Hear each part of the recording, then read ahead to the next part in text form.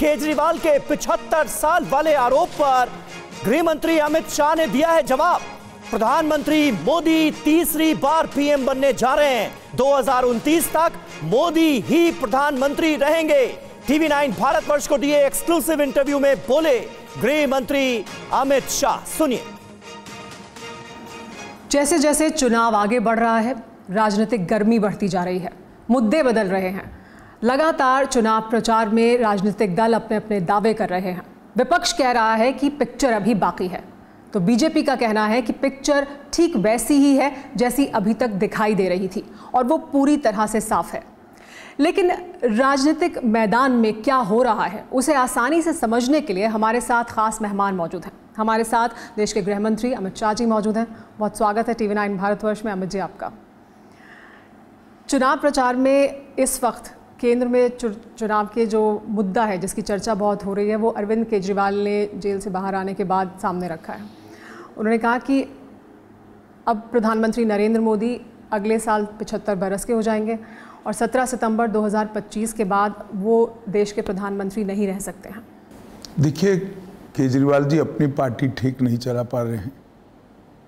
वो जेल में थे तो अपना बाद में किसको यहाँ मुख्यमंत्री बनाना वो भी तय नहीं कर पाए। जेल में रहकर उन्होंने सरकार चलाने का प्रयास किया और वो हमारी पार्टी चलाने की बात कर रहे हैं। मैं आपकी चैनल के माध्यम से स्पष्ट कर देना चाहता हूँ कि मोदी जी तीसरी बार प्रधानमंत्री बनने जा रहे हैं।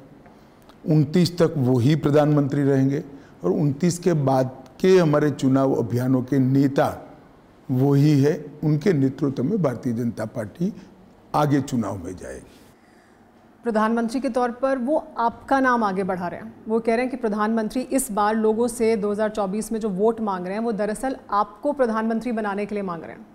देखिए, केजरीवाल जी की बातों को मैं नहीं सोचता आपके अलावा और कोई जर्नलिस्ट इतनी गंभीरता से लेता होगा। देश में कई सारे मुद्दे हैं। इन्होंने एक विवाद खड़ा करने का इसलिए प्रयास किया क्योंकि वो समझ रहे हैं उनकी पार्टी बिल्कुल साफ होने जा रही है। क्योंकि बाहर आने के बाद उन्होंने यही नहीं, कई भविष्यवाणियां की। उन्होंने ये भी कह दिया कि तानाशाही आ जाएगी। ये बाकी लोग भी, बाकी विपक्षी दल भी इस मुद्दे को बार बार उठाते रहे। कांग्रेस पार्टी भी, अब अरविंद केजरीवाल ने भी कहा। उन्होंने कहा सब विपक्ष के नेताओं को जेल में डाल दिया जाएगा और अगर एक बार फिर बीजेपी सत्ता में आई तो तानाशाही ज़रूर आएगी। देखिए, इस देश में कोर्ट है या नहीं है, तानाशाही का ट्रैक रिकॉर्ड हमारा नहीं है। इमरजेंसी इनके साथी दल कांग्रेस पार्टी ने डाली थी। राहुल बाबा और केजरीवाल जी क्या बात कर रहे हैं। देश में 1,30,000 लोगों को किसी भी कारण के बगैर जेल में डाल दिया गया था। देश की संसद को एक्सटेंड कर दिया गया था। आर्टिकल 39 बदल दिया गया था। मुरारजी भाई ने आकर वापिस बदलना पड़ा। ट्रैक रिकॉर्ड हमारा नहीं है। हम तो लोकतंत्र के लिए लड़ाई लड़ने वाले लोगों में से हैं। जब इंदिरा गांधी ने इमरजेंसी डाली तब हमारी पार्टी के सैकड़ों हजारों कार्यकर्ता, लाखों कार्यकर्ता जेल में गए थे। तो क्या हम पर आरोप लगा रहे हैं। और ये पूर्ण बहुमत हमारे पास 2 टर्म से है, 10 साल से है। इनकी थ्योरी मान लेते चुनाव ही नहीं आना था। आपने कुछ समय पहले कहा था कि चौथे चरण के बाद 250 सीटें मिल जाएंगी और तीसरे चरण के बाद तो लगभग 200 तक पहुंच चुका है एनडीए। जी, हम 190 क्रॉस कर चुके हैं एनडीए और बहुत मजबूती के साथ 400 की ओर जा रहे हैं। तो 400 पार होने वाला है। जी, निश्चित होने वाला है।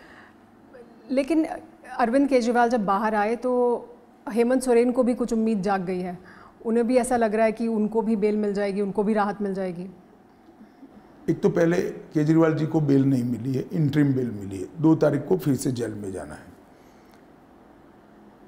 और कोर्ट उनको भी दे सकता है, हमें कोई आपत्ति नहीं। बहुत सारे नेता बाहर है, ये भी बाहर होंगे।